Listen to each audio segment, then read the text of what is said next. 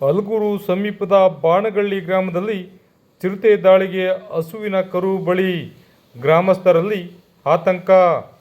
ಮಳವಳ್ಳಿ ತಾಲೂಕಿನ ಹಲಗೂರು ಸಮೀಪದ ಬಾಣಗಳ್ಳಿ ಗ್ರಾಮದ ವಾಸಿ BS ರಮೇಶ್ ಅವರ ಹಸುವಿನ 2 ತಿಂಗಳ ಕರುವಿನ ಮೇಲೆ ಚಿರತೆ ದಾಳಿ ಮಾಡಿ ಬಲಿ ಪಡೆದಿದೆ. ಮೂಲತಃ ಬಾಣಗಳ್ಳಿ ಗ್ರಾಮದ ವಾಸಿ ಲಿಂಗೇಗೌಡನ ಮಗನಾದ BS ರಮೇಶ್ ಮಾತನಾಡಿ, ನಾವು ಜೀವನೋಪಾಯಕ್ಕಾಗಿ ವ್ಯವಸಾಯ ಮತ್ತು ಹಸು ಸಾಕಾಣಿಕೆ ಮಾಡಿಕೊಂಡು ಜೀವನ ನಡೆಸುತ್ತಿದ್ದೇವೆ. ನಮ್ಮ ತೋಟದ ಮನೆ ಕೊಟ್ಟಿಗೆಯಲ್ಲಿ ಹಸು ಕರುಗಳನ್ನು ಕಟ್ಟಿ ಹಾಕಿದ್ದು, ಬುಧವಾರ ತಡರಾತ್ರಿ ಚಿರತೆ ಬಂದು ರೆಡನ್ ಕ್ರಾಸ್ ತಳಿಯ ಕರುವನ್ನು ತಿಂದಿರುತ್ತದೆ. ನಮಗೆ ನಮ್ಮ ನಾಯಿ ಮತ್ತು ಹಸು ಕರುಗಳು ಕಿರುಚಿದ ಸದ್ದಿನಿಂದ ಬಂದು ನೋಡಿದಾಗ ಚಿರತೆಯ ಕೃತ್ಯ ಕಂಡು ಬಂದಿದೆ. ಈ ಬಗ್ಗೆ ಪಶು ವೈದ್ಯಾಧಿಕಾರಿಗಳು ಹಸು ಕರುವಿನ ಶವ ಪರೀಕ್ಷೆ ನಡೆಸಿದ್ದಾರೆ. ಈ ಬಗ್ಗೆ ಅರಣ್ಯ ಇಲಾಖೆಗೆ ದೂರು ನೀಡಲಾಗಿದ್ದು, ಅರಣ್ಯಾಧಿಕಾರಿಗಳು ಈ ಬಗ್ಗೆ ಕ್ರಮ ಕೈಗೊಂಡು ಚಿರತೆ ಪತ್ತೆ ಹಚ್ಚಿ ಗ್ರಾಮಸ್ಥರಿಗೆ ರಕ್ಷಣೆ ನೀಡುವುದಲ್ಲದೆ ಪರಿಹಾರ ನೀಡುವಂತೆ ಆಗ್ರಹಿಸಲಾಗಿದೆ.